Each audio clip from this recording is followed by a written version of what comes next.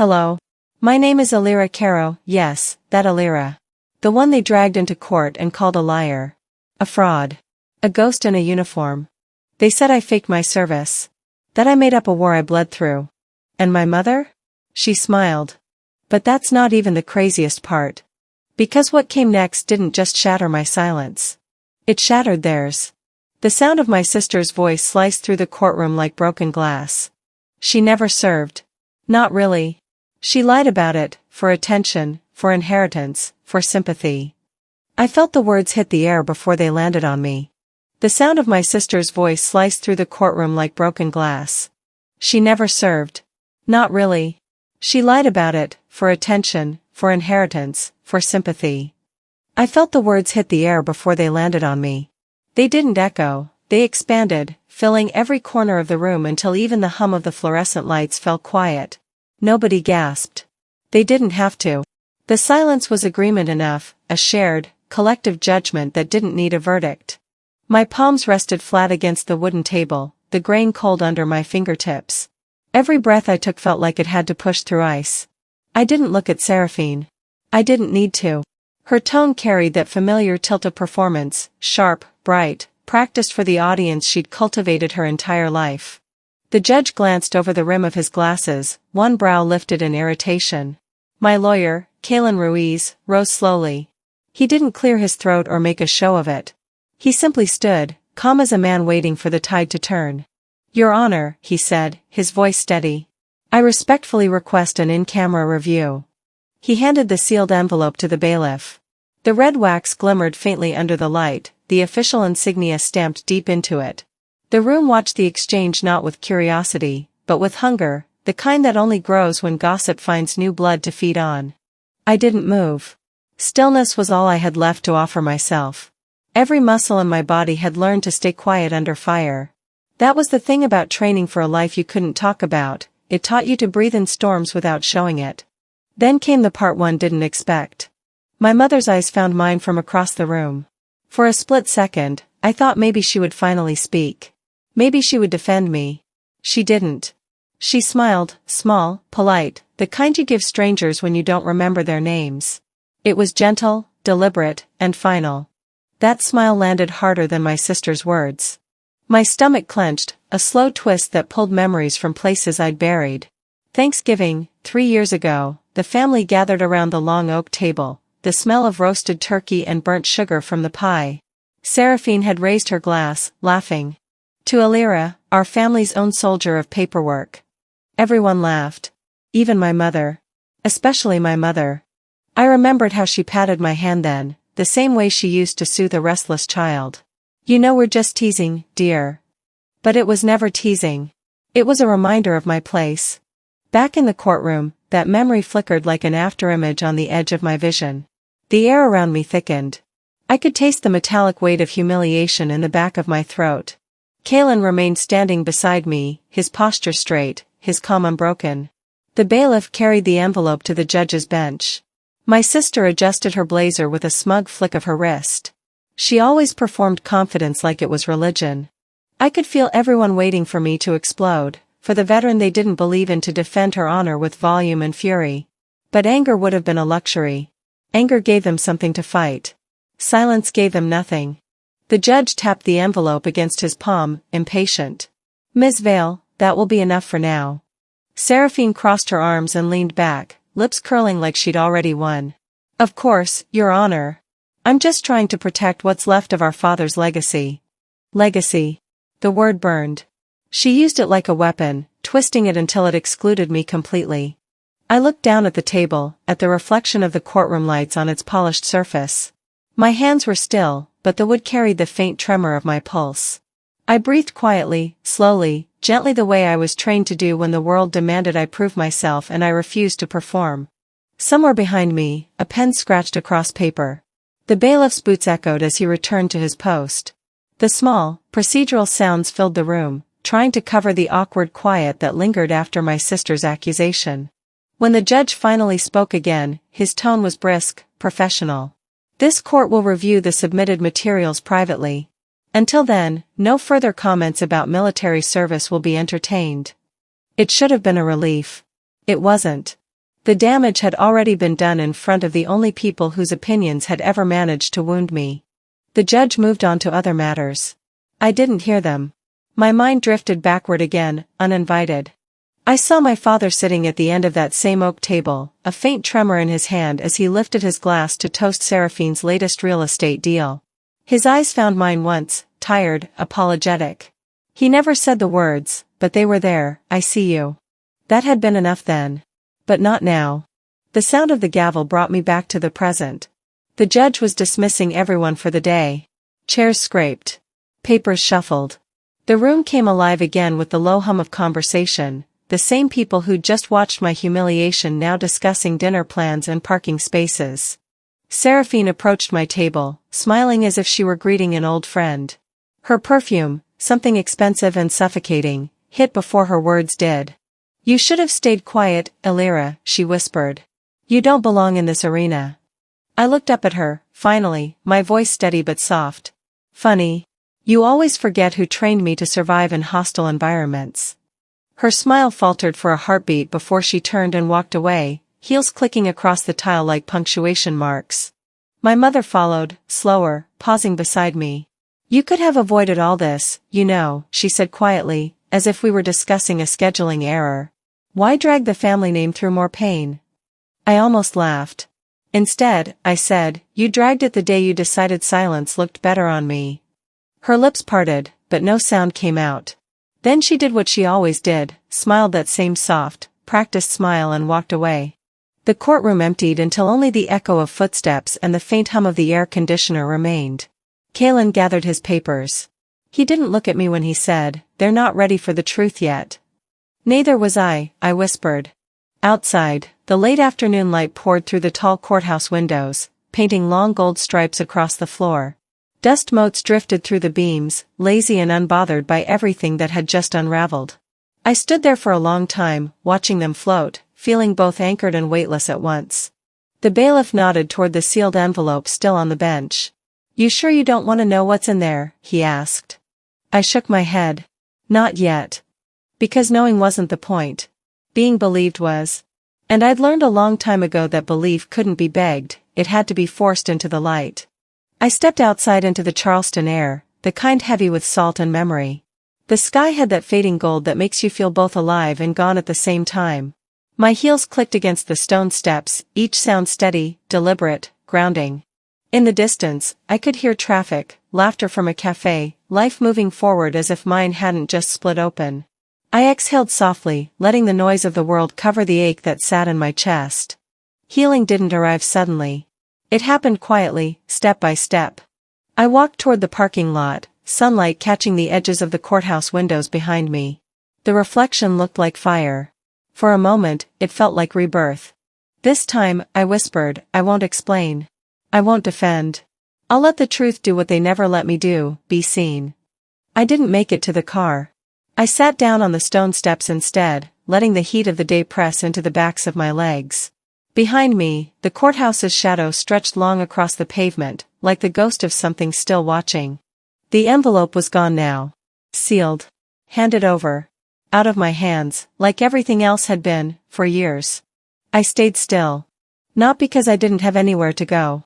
But because going anywhere would mean moving past the sound of her voice.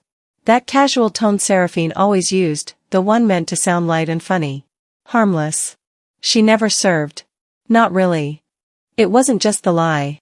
It was the way she delivered it, with a smile under her words, a practiced calm, the kind she used when offering wine at family dinners. It had always been like that, hadn't it? Even years earlier, in the house I grew up in, our old family home with its wide porches and fake hospitality, she said it in front of everyone. To Elira, our hero with a stapler. Everyone laughed. Even the cousins I barely knew. Even the aunt who always corrected my posture. Even my mother, cutting into the Thanksgiving turkey as if none of it mattered. "She's just private," Mom added, sliding a perfect slice onto Seraphine's plate. "Very private. Too private." I remember the warmth of the mashed potatoes cooling on my plate. I hadn't touched them. My hands had gone still in my lap. I told myself it didn't matter. That being quiet was better. That they didn't need to understand. But now, looking back, I understand exactly what it was. It wasn't just a joke. It was a scalpel. Sharp enough to slice me out of the picture without leaving a visible wound. Back in the courtroom, the air still felt charged. The judge hadn't made eye contact after accepting the envelope. He sat with the file unopened before him, hands folded, pretending the room wasn't holding its breath. Kalen hadn't moved either. His expression hadn't changed since he stood. Focused. Steady. Controlled. I envied him that. The ability to remain still, even when the storm rattled the windows. He leaned slightly toward me and murmured, "It'll be reviewed by this afternoon. They won't say anything until then." I nodded. I didn't ask what was in the envelope. I didn't need to know yet. Just knowing it existed, that it was real, was enough. But as I sat there, waiting, the courtroom noise fell away again. And suddenly I was back in the garden. 3 summers ago. The last time I tried to explain. The Caro garden always looked perfect in pictures. Trimmed hedges, climbing roses, the illusion of peace. It wasn't peaceful. It never had been. I remember kneeling beside a hydrangea bush, trying to distract my hands while my mother stood nearby, watering a line of lilies. "I can't tell you everything, Mom," I said. My voice was gentle, careful. She didn't look at me. Just said, "Then maybe you shouldn't have chosen a life of secrecy if you wanted people to trust you." I'd paused, the dirt still beneath my nails. She continued, "You expect us to believe stories you can't prove? That's not how families work, Alira." That sentence still sits in my bones like bad weather.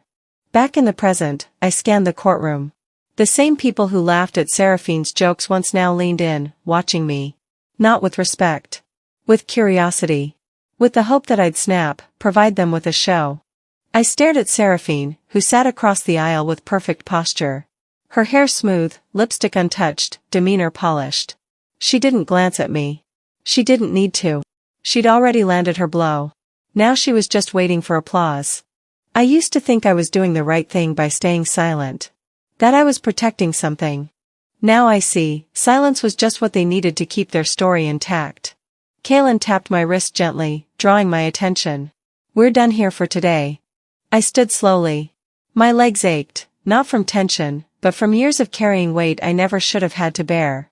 Outside the courthouse, the sunlight had shifted. Cooler now. Sharper. The kind of light that reveals more than it softens. "Want to grab coffee?" Kalen asked. I shook my head. "I need air." "Call me if anything changes," he said, already stepping toward his car. I walked.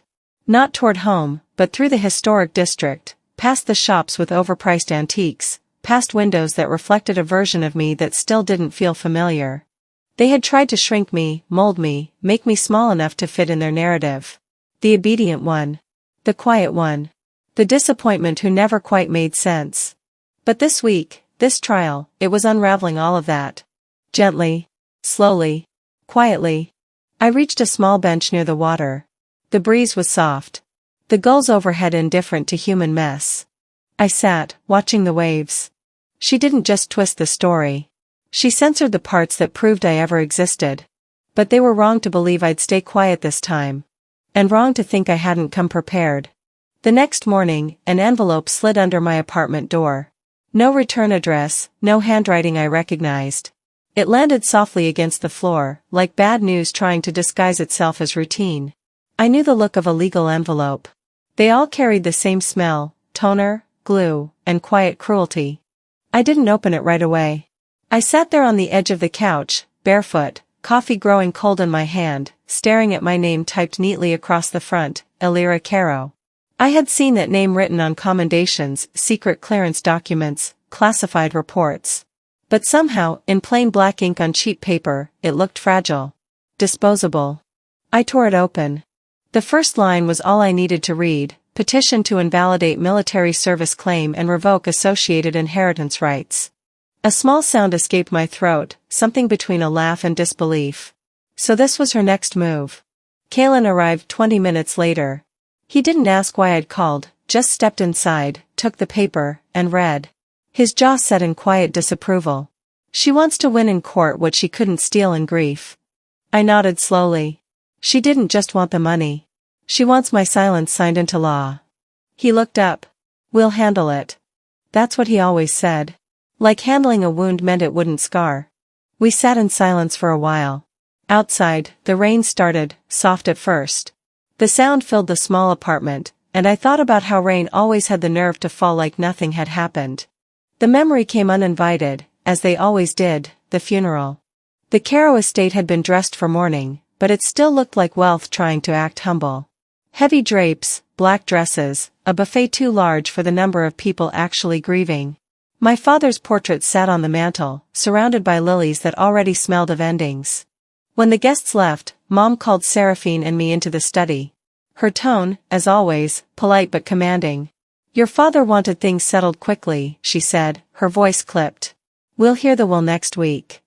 Seraphine smiled, placing a comforting hand on Mom's shoulder. "Of course. Whatever's best." I remember thinking how good she was at pretending to carry weight she never bore. The following week, we met at the probate attorney's office, a place that smelled of polished wood and old secrets. I took the chair farthest from Seraphine. She wore black, of course, but managed to make it look celebratory. Mom sat beside her, calm, distant, unreadable. The attorney adjusted his glasses and began. His voice had that measured tone people use when they know their words can start fires. "To my daughter Seraphine Vale," he read, "for her commitment to family and the preservation of our legacy, I leave the estate property on Meeting Street." Seraphine's chin lifted slightly. She didn't look at me, but I saw the tiny flicker of satisfaction that ran through her. The attorney continued. "To my daughter Elira Caro, whose service I could never name but always respected, I leave." He paused. The whole room held its breath. This acknowledgement, and an equal share as outlined. That was it. One line. A whisper carved into legal record. Seraphine turned to me. "What service?" she demanded, voice sharp. "You made that up. You manipulated him when he was sick." Mom reached for her arm. "Seraphine." But she shook her off. "No, this is ridiculous. You didn't even tell us where you worked for years. And now suddenly you're some kind of hero?" I looked at her, my voice quiet, steady. "I never needed you to believe me." She laughed, a harsh sound in a quiet room. "You're unbelievable, you know that? Always playing the mysterious card." The attorney cleared his throat. "Ladies, please." But the air was already heavy. The kind of heaviness that doesn't dissipate with apologies. I didn't speak again. I let the silence sit. Silence had always been the only thing that truly unsettled Seraphine. After the reading, I stepped outside. The air was thick with humidity, the kind that clings to your skin. The world felt small, claustrophobic, even out in the open. Kalen called later that afternoon. "You all right?" "I'm fine, Elite. It's just strange, hearing your worth reduced to a sentence." He didn't say anything for a while. Then, he wrote it down. "That's what matters. It's in ink now." But I knew better. Ink fades too. That night, I dreamed of my father. He was sitting on the porch in his old rocking chair, the one that creaked when he leaned too far back. The sky in that dream was a deep Carolina blue, endless. I sat beside him, the silence between us easy. Then he turned to me, voice low. "I know enough," he said. "That's all that matters." I woke up with those words caught in my throat, as if they belonged to me now. The next morning, Seraphine's name appeared on the caller ID. I didn't answer. She texted instead. "We're contesting the will. You should just walk away. Save yourself the embarrassment." I stared at the message for a long moment before typing back. "Good. Because this time, I'm not walking away." It wasn't anger anymore. It was resolve, quiet, sharpened, and ready. Later that week, I drove back to the family estate for one last visit before the legal chaos began. The house looked smaller, like grief had stripped it of grandeur. Inside, dust floated through the still air. My father's office door was cracked open. His desk was exactly as he'd left it. I sat in his chair. It still smelled faintly of cedar and pipe tobacco. I opened the top drawer and found a single folded note. His handwriting. My name on the outside. Inside, just one line. "You always carried more than I gave you credit for." I pressed the paper against my palm until it warmed there. Quietly, gently, the edges softened. Outside, I could hear footsteps, Seraphine's voice echoing down the hallway. "You shouldn't be here," she said when she saw me. "Mom doesn't want." "I'm not here for her," I interrupted. She frowned. "You think this will end well for you?" "I don't need it to end well," I said softly. I just need it to end true. She laughed again, but it sounded thinner this time. For the first time, I saw something flicker in her expression. Not guilt. Not remorse. Fear. The kind that comes when someone realizes their version of the story is about to collapse. I stood, folding the letter carefully, sliding it into my pocket. I walked past her without another word. My footsteps echoed down the marble hallway, each one steady, deliberate, a rhythm I hadn't known I could keep. Outside, the evening air was heavy and still. The sky glowed faintly orange, the way it did right before dusk swallowed the horizon. I breathed slowly, deeply. The kind of breath that feels like a promise. They had tried to erase me from history. But even their silence couldn't bury what was written. The orange glow had faded to gray by the time I reached home. My apartment was quiet, too quiet, the kind that doesn't comfort but accuses. I hung my keys on the hook, slipped off my shoes, and let the weight of the day press down until I could barely breathe.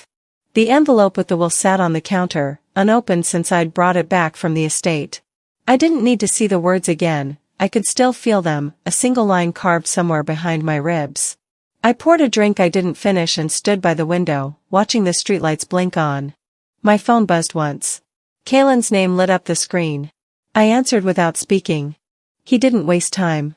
I found something, he said, voice low, like he already knew what it would do to me. You might want to sit down. I stayed standing. Just tell me. She used your name, he said. On a federal form. An application for tuition assistance, family of an active duty member. 4 years ago. For a moment, I couldn't speak. The clock ticked on the wall, its steady rhythm mocking how still I felt inside. She used my name, I repeated quietly. She got a tax deduction out of it, Kalen added. You want me to send the record? I closed my eyes. No. I believe you. He hesitated. Alira. She only respected my name when it saved her money, I said, softer now. He didn't reply. There was nothing left to say. After we hung up, I sat on the edge of the bed and let the silence swell. The city outside hummed faintly, cars moving through the night like nothing in the world had cracked. I tried to picture her face, the way she'd smile while filling out that form, probably justifying it as harmless. It's just paperwork, she'd say. No one will ever know. But I knew. And that knowing carried me back, to the hospice room, to the night before everything ended. The smell of disinfectant had clung to the air, sharp and artificial. My father was sleeping, his breathing shallow. I signed my name in the visitation log for the 5th night in a row, initials neat, careful. The nurse behind the desk smiled at me. You're here every night, she said. That's rare. I smiled back. I promised him I wouldn't miss a day. She nodded, touched by something I didn't have the energy to name. 2 days later, I came back, but when I looked for the logbook, my name wasn't there. The pages had changed, rewritten. My visits erased as though I'd never stepped foot in that hallway. The nurse looked up as I stood frozen by the counter. I'm sorry, Ms. Vale said you weren't on the authorized list. She said what? She told us you shouldn't be disturbed. That you weren't family. I felt the world tilt, slightly but enough to make me grasp the desk to steady myself. I'm his daughter, I managed. She said you were a distant relative. I'm sorry, ma'am. We can't allow unscheduled visits. They buried me before they buried him. I didn't argue. I left the hospital that night and drove until the highway disappeared into darkness. Somewhere past the state line, I pulled over and cried for the first time since he got sick. Quietly, gently, because grief never gave me permission to be loud. Now, sitting in my apartment, years later, I could still smell the antiseptic, still feel the sting of that fluorescent light. The past had a way of showing up uninvited, wearing the same face as regret. By midnight, I'd made a decision. The next day, I drove to Seraphine's house. It was one of those polished suburban homes with identical hedges and mailboxes that looked like they'd been arranged by a committee. The front door opened before I knocked twice. She stood there, barefoot, her expression fixed between surprise and irritation. Wow, she said, didn't expect you to show up unannounced. Little dramatic, don't you think? I stepped past her without asking. We both know drama's your area of expertise. The kitchen was immaculate. Not a dish out of place. The kind of room built to be photographed, not lived in. I placed a thin folder on the marble counter. What's this? She asked. Proof, I said simply. She tilted her head, the same way she used to when we were kids, and she wanted to seem innocent. Proof of what?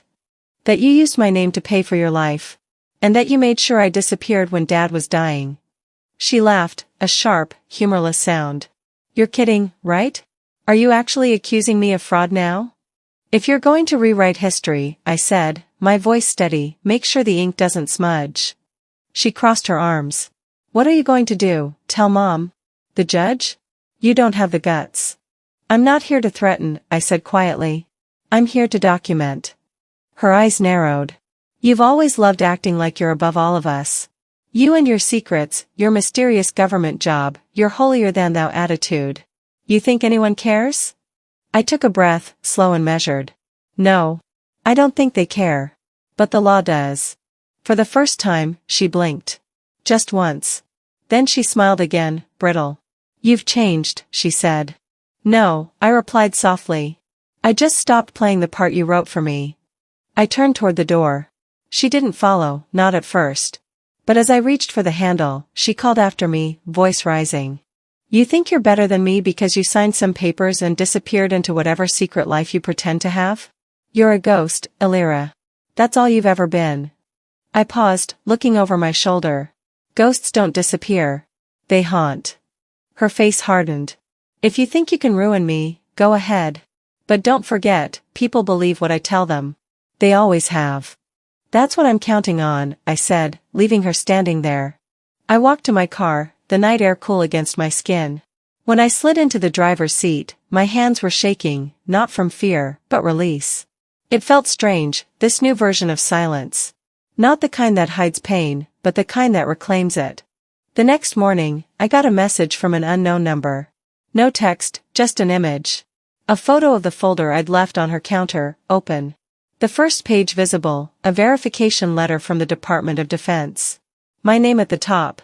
Beneath it, her reply. 3 words, you went too far. I smiled, slowly. The kind of smile that comes when the truth finally chooses your side. She had taken my name, my history, my worth, and used them like props in her performance. But she forgot the one rule every liar eventually learns, paper doesn't lie. I deleted the message and set the phone face down on the table. Outside, dawn crept in softly, brushing pale gold against the edges of the window. The city began to stir. Somewhere, a siren wailed in the distance, lonely and brief. I poured another cup of coffee, steady hands now. The steam rose between my fingers like forgiveness I hadn't asked for yet. She didn't just erase me. She took what I bled for and wore it like a costume. But the curtain was finally starting to fall. I stood at the kitchen window, the morning light streaming in weak and hesitant, brushing the counter with a kind of false hope. The silence in the room didn't feel peaceful, it felt sharpened, as if it were watching me. I hadn't touched my coffee. I didn't need it. My body was already wired with something else, the quiet knowing that something irreversible had begun. A single message blinked on my phone screen, witness unavailable. Cannot testify. Too risky. No name. Just that. It didn't need a signature. I knew where it came from. Kalen didn't say, I told you so. He didn't need to. When I called him, his voice was already set in that low, clipped tone that meant he'd moved from surprise to strategy. She got to him, he said. Or your mother did. Either way, they leaned hard enough. I rubbed my temple slowly, the skin warm under my touch. This isn't about winning anymore. Kalen's silence on the other end felt heavy, deliberate. She's playing for control, I added. And I'm playing for something she doesn't understand, truth. He sighed. Then it's time. I looked at the sealed envelope that had sat untouched on my dining table for weeks. Wax still intact. The Department of Defense seal catching a glint of sun like a warning. Kalen had secured it months ago, just in case. A last resort. I hadn't opened it. Not once. We don't argue, we present, he said calmly. We won't beg for belief. We let protocol speak. The truth doesn't knock. It arrives like a siren. I dressed in silence that morning, pulling on clothes that fit like armor. My suit wasn't expensive, but it was tailored, black, simple, sober. I didn't wear heels. I wore flats. I wasn't there to perform. I was there to witness. As I stepped into the courthouse lobby, I could already feel the shift. Seraphine stood near the elevators, speaking to someone I didn't recognize. Her posture was effortless, casual, like nothing about today mattered to her. She turned when I passed and gave me a smile that didn't reach her eyes. "You look tired," she said lightly, adjusting the sleeve of her designer blouse. "You look rehearsed," I replied, not stopping. Kalen was waiting near the courtroom doors. He nodded once. "It's time." Inside, the courtroom hummed with whispers. My mother sat near the front, dressed in soft blue, her posture rigid. She didn't look at me. She hadn't looked at me since the reading of the will. Seraphine entered moments later, with 2 attorneys flanking her like sentinels. I didn't need to hear their names. They were the kind who never fought for truth, only for narrative. The judge entered. Everyone rose. The formalities passed like a fog. Then came the question that mattered. "Do you have any preliminary documents to submit before we proceed with verbal arguments?" Kalen stood slowly. He didn't speak right away. He let the weight of the moment thicken. Then, "Your Honor, we respectfully request an in-camera review of classified verification, submitted under seal from the Office of the Director of National Intelligence." He stepped forward and placed the envelope on the clerk's desk with quiet precision. A murmur ran through the courtroom. Even the opposing counsel shifted in their seats. The judge raised an eyebrow, reached for the envelope, and examined the wax seal without breaking it. "I assume this has been cleared through federal protocol?" Kalen nodded. "Yes, Your Honor. We have signed affidavits confirming admissibility." The judge didn't nod. He simply leaned back in his chair and stared at the envelope for a long beat, as if it might hiss or burn under his touch. Then he gestured to the bailiff. "Remove non-legal personnel from the room. Seal the doors." A hush dropped like a curtain. I heard Seraphine inhale, sharp and indignant. "What is this?" she whispered to her attorney. "This is nonsense. It's just a bluff." Her voice rose slightly. "Your Honor, I have a right to—" "Ms. Vale," the judge interrupted. "You will speak when spoken to." Seraphine fell silent, but her jaw clenched visibly. The bailiff escorted out the handful of observers. The doors closed behind them with a heavy click. The kind that sounded like finality. Inside, I watched the judge's fingers as he sliced through the wax with a letter opener. Deliberate. Clean. He unfolded the single page inside. His expression changed almost instantly. Eyes narrowed. Shoulders stiffened. Mouth pressed into a thin line. No one said a word. He read the letter twice. When he looked up, his voice was low, restrained. "This court recognizes that the status of Ms. Elira Caro, as confirmed by the enclosed federal document, supersedes any further questioning about her military service. This matter is closed." Seraphine leaned forward. "You can't be serious." Kalen raised his hand slightly. "Your Honor, if I may." But the judge held up a palm. Not another word. "Ms. Vale, any further interruption will be met with contempt charges." My mother shifted in her seat, finally glancing my way. There was no warmth in her eyes. Only calculation.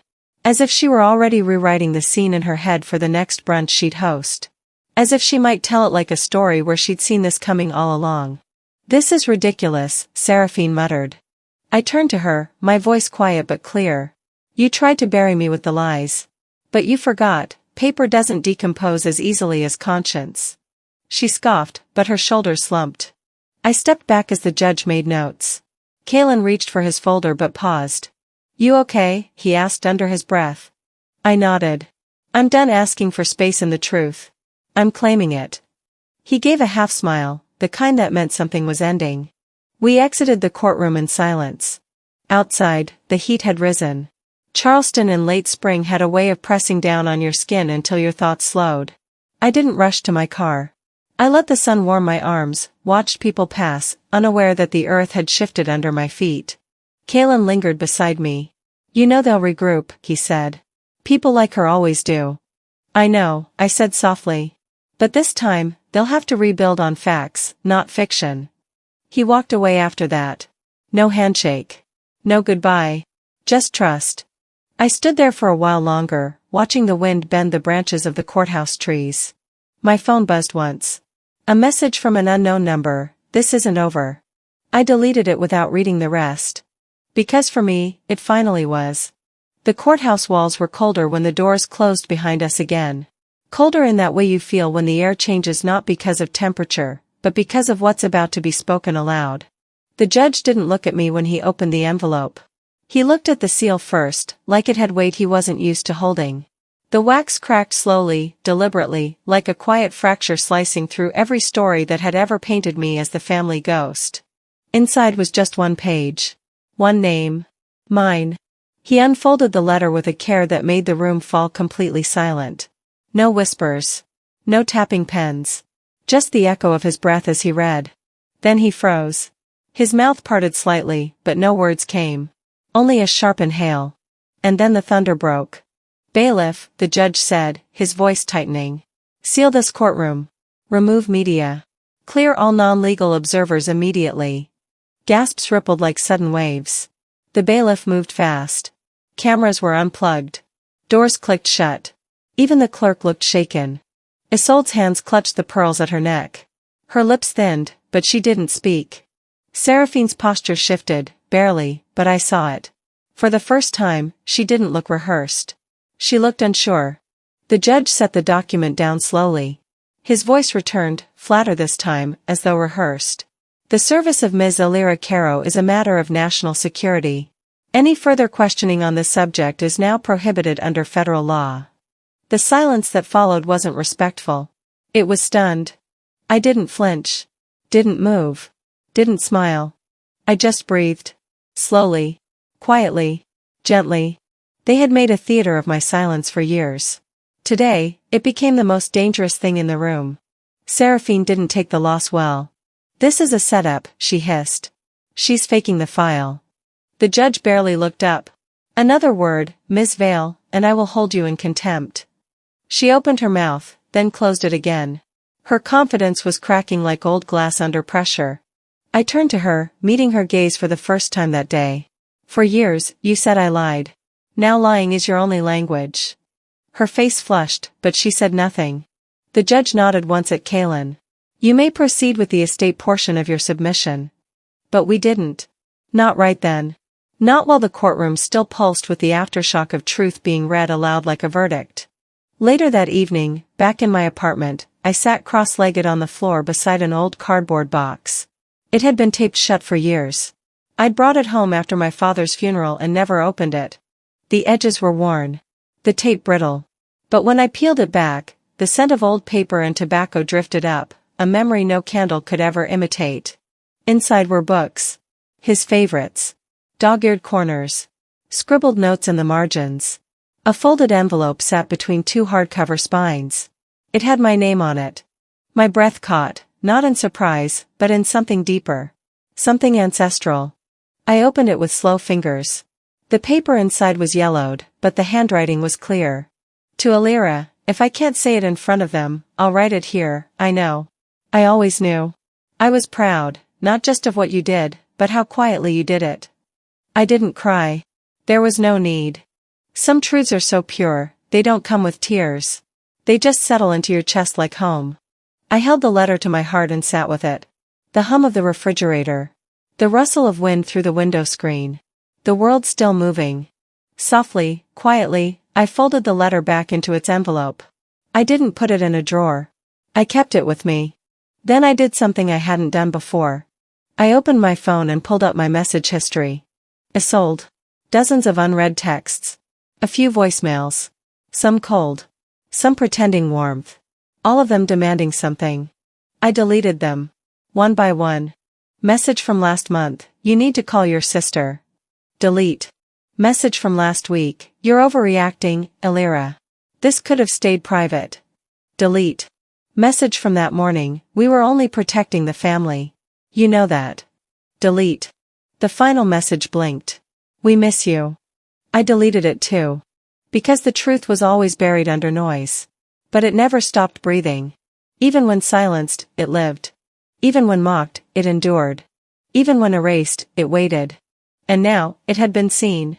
I sat in the quiet with the weight of that letter, with the knowing that my silence had never been weakness, it had been strategy. Not all wars are fought in public.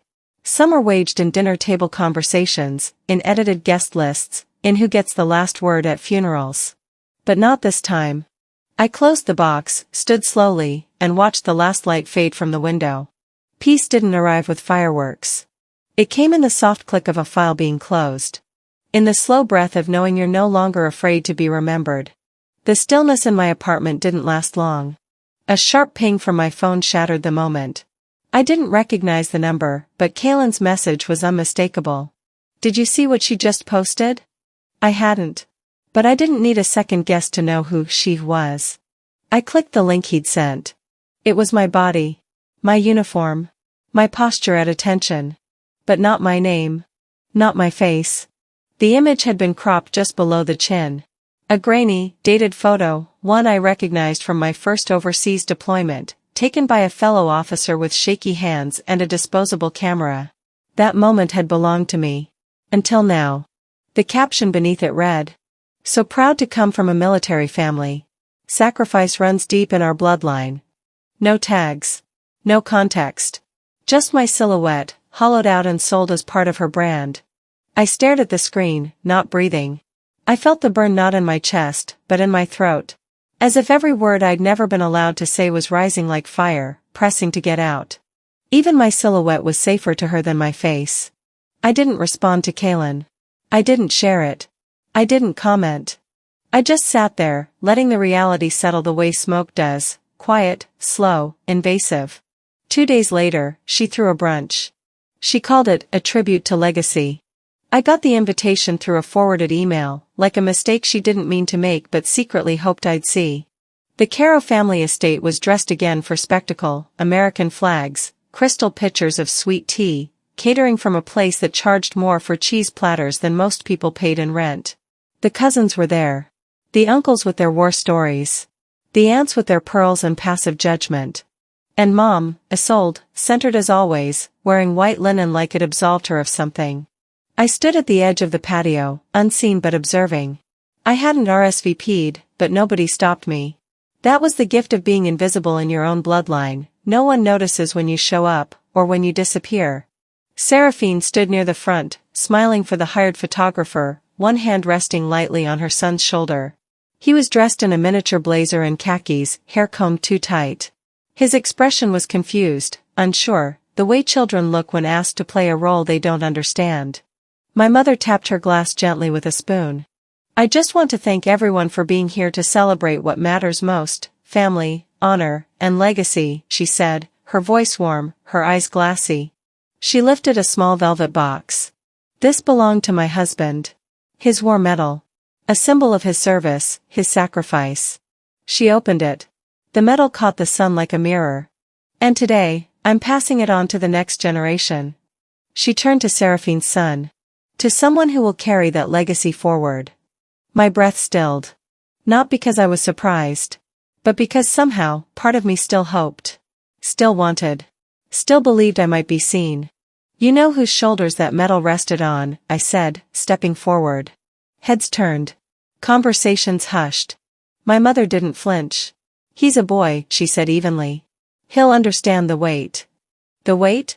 I echoed. "You think this is about biology?" Her voice sharpened. "It's about tradition." "No," I said, my voice rising just slightly. "It's about control. You pass on medals like heirlooms, but not stories. Not truth." Seraphine stepped in, hands out as if to calm a child. "You're overreacting. It's symbolic. Just a gesture." "Exactly," I snapped. "And symbols tell stories. So let's tell the truth. The woman you cropped out of that photo, the one in that uniform, the one you turned into a ghost, is the one who bled for it." Silence cracked wide across the patio. Seraphine tried to laugh. It came out flat. "Oh come on, Elira. It's a photo. People crop things all the time." I turned to the crowd. "And if she'd cropped your face out, used your body, your sacrifice, your history, what would you call it?" Nobody answered. They didn't need to. Their silence was its own confession. My mother reached for the medal, fingers trembling. "You don't understand what this family needs." "I understand perfectly," I said. "It needs someone to stop pretending that legacy is something you can fake with parties and Instagram posts." Her voice lowered to a whisper.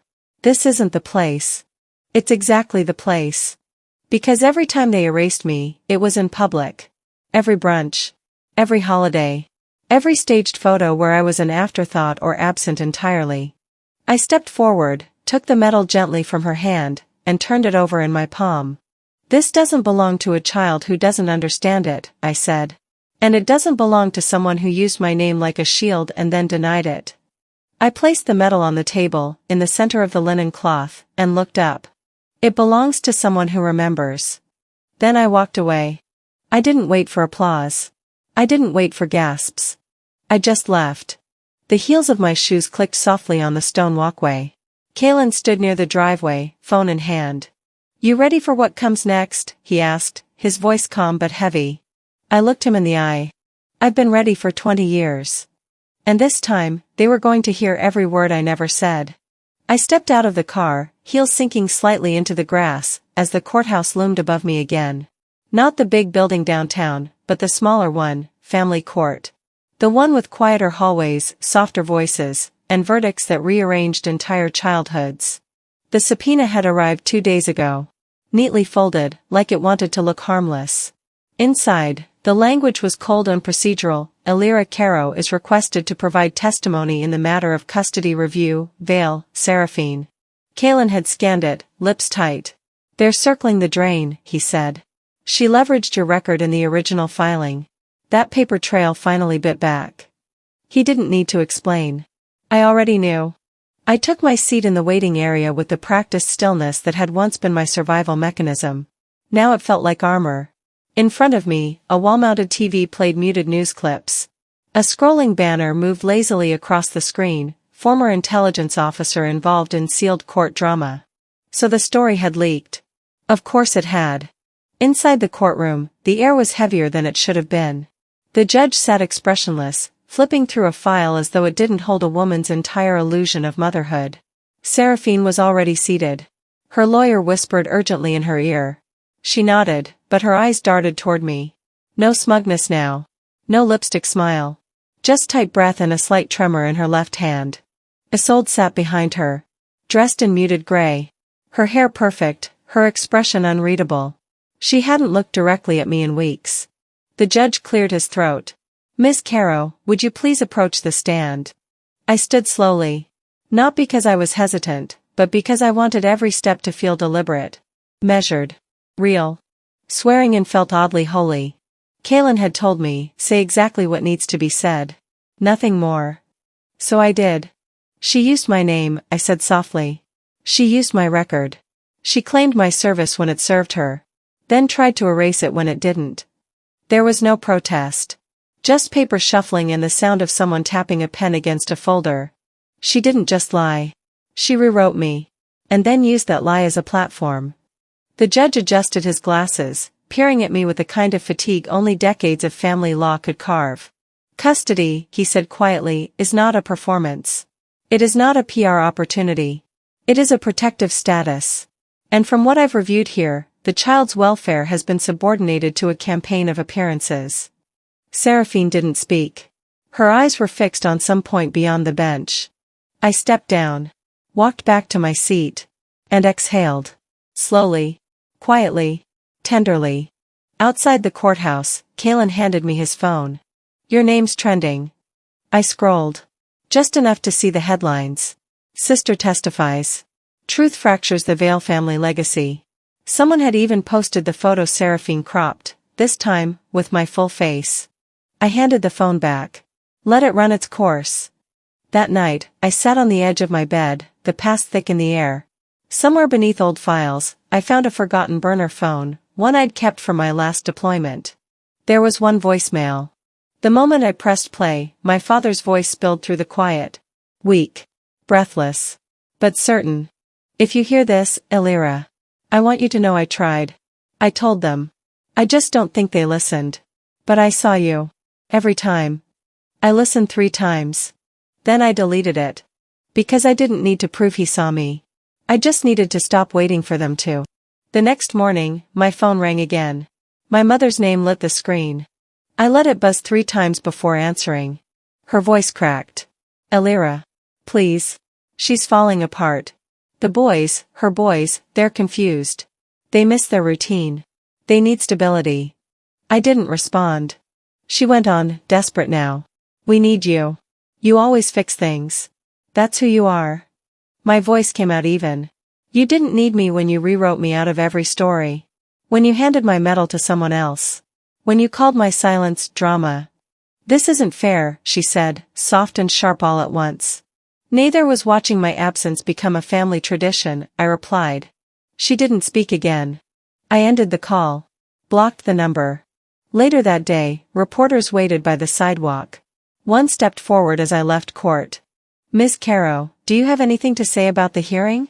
About the fallout? I paused, looking not at him, but at the street beyond. The kids walking with backpacks. The woman holding a coffee cup in a child's hand. The ordinary beauty of people who weren't at war with their own blood. She taught me how to disappear, I said. I just finally let her watch. Then I walked past them all. Not because I had nothing to say, but because I'd already said enough. And the collapse had been televised. The next morning, Charleston felt smaller. The air hung heavy, the kind of quiet that comes after a storm when the sky hasn't yet decided whether to rain again or finally let the sun return. I didn't look back at the courthouse. I didn't need to. Some endings don't need witnesses. At home, my apartment looked emptier than it should have. I'd already started cleaning without realizing it, boxes stacked near the door, clothes folded neatly on the couch, drawers left open as if each one had something I no longer needed. I stood there for a while, hands resting on the back of a chair, listening to the stillness. This time, the silence was mine. I opened my laptop and began filing the paperwork. Name change forms. Passport requests. Contract terminations. It felt mechanical, but freeing in the same way you feel when cutting something loose that's been tangled around your ankle for years. Kaylin had already handled the logistics. I just had to sign. I packed light, one suitcase, one backpack. The medal my mother had once handed to someone else. The letter from my father. A copy of the final court transcript, just to remind myself I hadn't imagined it all. I deleted my social media, every trace of the person they'd used and reshaped. When I walked out of the apartment, the air was warm against my skin.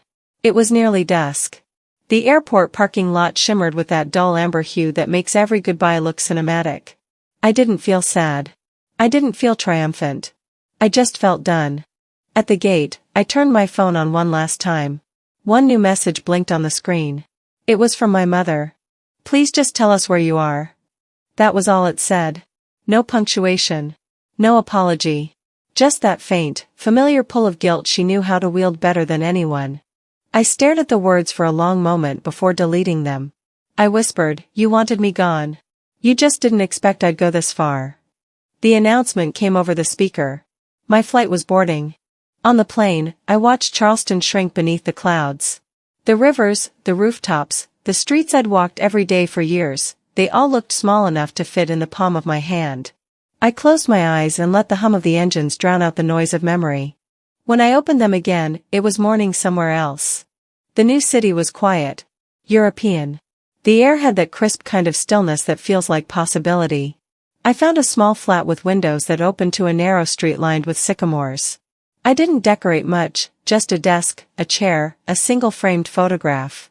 Not of my family. The photo showed my former unit, silhouettes blurred by dust, faces half-turned, nameless to anyone but me. They'd known who I was without proof, without needing me to justify my existence. That kind of belonging can't be cropped out of a frame. Work found me before I looked for it. A cybersecurity consultancy. Quiet, behind-the-scenes work for nonprofits. Nothing glamorous. But safe. Steady. Honest. It gave me purpose without spectacle. Some nights, I walked along the river near my apartment.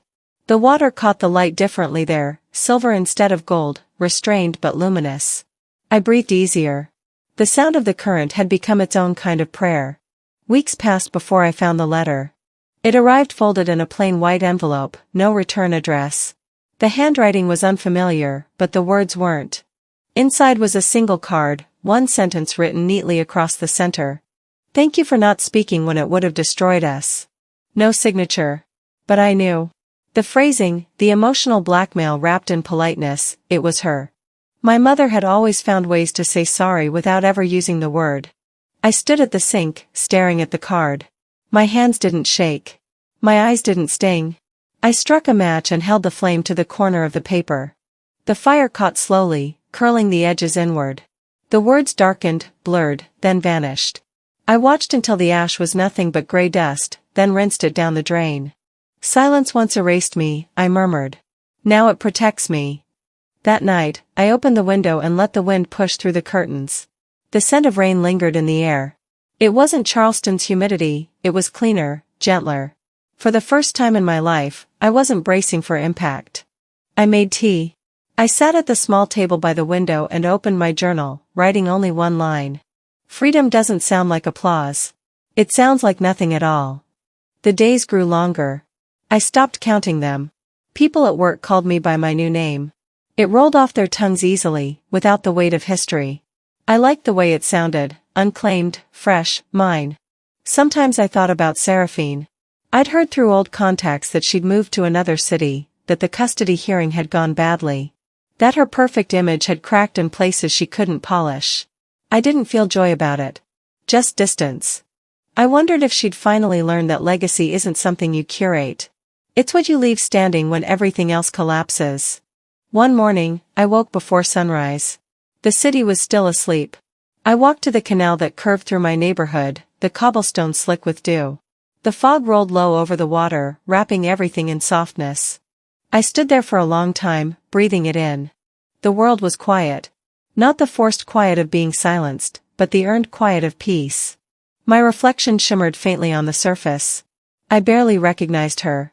The woman looking back wasn't the erased daughter, or the accused liar, or the invisible veteran. She was something else entirely, someone rebuilt in her own outline. Some wounds don't heal, I thought. But they teach you where to never walk again. I smiled softly, watching the fog shift and the light spill across the water.